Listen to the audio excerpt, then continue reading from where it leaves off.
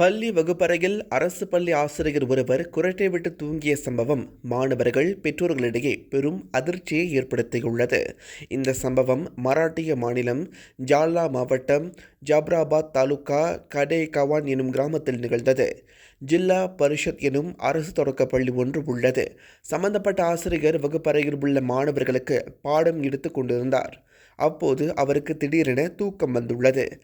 இதனால் அவர் மாணவர்களிடம் பாடத்தை படியுங்கள் என கூறிவிட்டு சேரில் அமர்ந்தபடி தூங்கியுள்ளார். ஆசிரியர் பாடம் நடத்தாமல் தூங்குவதை ஒருவர் வீடியோ எடுத்து சமூக வலைதளத்தில் பதிவிட்டார். அந்த வீடியோ சமூக ஊடகங்களில் வைரலாகி உள்ளது. இந்த சம்பவம் பெற்றோர்களிடையே பெரும் அதிர்ச்சியை ஏற்படுத்தியுள்ளது. வகுப்பறையில் தூங்கிய ஆசிரியர் மீது கடும் நடவடிக்கை எடுக்கப்படும் என்று மண்டல கல்வி அதிகாரி சதீஷ் ஷிண்டே உறுதியளித்துள்ளார்.